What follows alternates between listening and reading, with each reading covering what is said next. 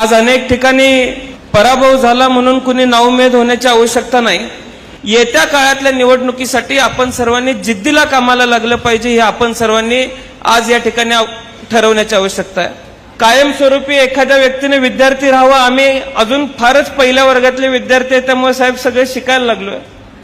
पण मी निश्चितपणाने तुम्हाला सर्वांना सांगतो की आपण सर्वांनी जर बळ आम्हाला सर्वांना दिलं तर आहे या संख्येवरती सुद्धा सरकारला गुडघ्यावरती आणण्याची ताकद या सगळ्या चेहऱ्यांमध्ये आहे।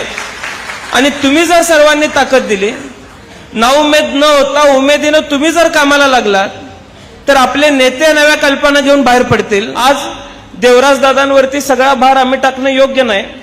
माझ्या विधानसभा मतदारसंघाचा आमदार म्हणून मी माझ्या विधानसभा मतदारसंघाची जबाबदारी देवराज दादा घेईल। जिल्हा अध्यक्ष म्हणून तुम्ही काम करत असताना तुमचा कार्यकर्ता म्हणून काम करायची आमच्या सर्वांची तयारी आहे। पण आज त्या ठिकाणी काम करत असताना कुणी कमीपणा घेण्याची आवश्यकता नाही। किंबहुना एखादं काम खाली जाऊन करावं लागलं तर माझ्यासारखा कार्यकर्ता जर कमीपणा घ्यायला लागला तर पक्ष कधीच उभा राहू शकणार नाही, हे आपण सर्वांनी कुठेतरी लक्षामध्ये घेण्याची आवश्यकता आहे। विरोधी पक्षांच्या तुलनेमध्ये आपल्या पक्षाचे आमदार कमी जरी असले किंवा आपल्या पक्षाचे मित्र पक्षाचे जरी आमदार कमी असले तरी या व्यासपीठाला स्मरून आणि जयंत पाटील साहेबांना साक्षीला ठेवून साहेब आम्ही सर्वजण तुम्हाला एक शब्द देतो की येत्या जिल्हा परिषदेच्या असतील, नगरपालिकेच्या असतील, या सगळ्या निवडणुकांमध्ये प्रत्येक तालुक्यामध्ये आपल्या पक्षाची आणि आपल्या मित्र पक्षाची साहेबांनी घेतलं तर सत्ता निश्चितपणाने असेल, हा विश्वास मी आज या ठिकाणी व्यक्त करतो। आम्ही सर्वजण काबाड कष्ट करायला तयार आहे। पक्षाचं अस्तित्व दाखवायची तयारी आमच्या सर्वांची आहे। आज अनेक ठिकाणी पराभव झाला म्हणून कुणी नाउमेद होण्याची आवश्यकता नाही। एक प्रसंग मी माझ्या आयुष्यातला साहेब सांगतो।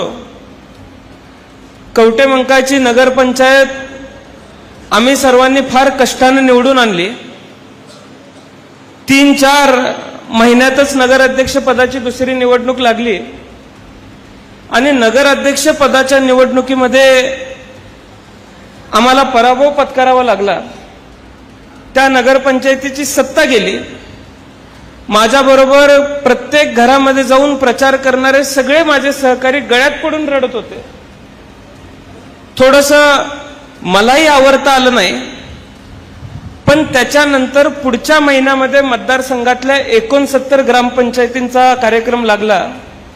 आम्ही सर्वांनी निश्चित केलं आणि 69 पैकी 60 पेक्षा अधिक ग्रामपंचायती आम्ही मतदारसंघातल्या साहेब निवडून आणल्या पक्षाच्या।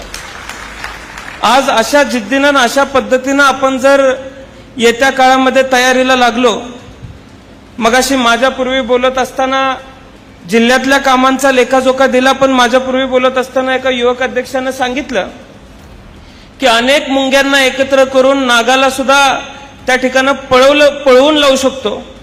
आज त्याच पद्धतीनं जिल्ह्यामध्ये आणि या राज्यामध्ये पुन्हा आपला पक्ष उभा करण्याची आवश्यकता आहे। माझी जिल्ह्यातल्या सर्व प्रमुख पदाधिकाऱ्यांना आज या ठिकाणी विनंती असणार आहे की पक्षाच्या माध्यमातून सबंध राज्यभर फिरणाऱ्यांच्या चेहऱ्यांमध्ये आज आपल्या पक्षाकडे असे किती चेहरे आहेत याची सर्वांनी आपल्याला जाणीव ठेवावी लागेल। आणि येत्या काळामध्ये जिल्ह्यातल्या निवडणुका लढवण्यासाठी जयंत पाटील साहेबांना जिल्ह्यात किती अडकून ठेवायचं याचा सुद्धा विचार आपल्याला सर्वांना करावा लागणार आहे। महानगरपालिकेच्या निवडणुका लागणार आहेत, नगरपालिकेची निवडणूक लागणार आहे, उद्या माझ्या तासगावची नगरपालिका लागणार आहे। तिथं मी जयंत पाटील साहेबांनी आलंच पाहिजे असा जर आग्रह धरून बसलो तर जयंत पाटील साहेब राज्यातल्या इतर जिल्ह्यांच्या नगरपालिका कधी लढवणार? आज अनेक जिल्हे असे आहेत जिथं आपल्या पक्षाला विधानसभेचा सदस्य नाही, तिथं आपल्यातल्या कुठल्या तरी माणसाला जाऊन तिथं नेतृत्व करायला लागणार आहे, अशी परिस्थिती आज राज्यातल्या अनेक जिल्ह्यामध्ये असणार आहे।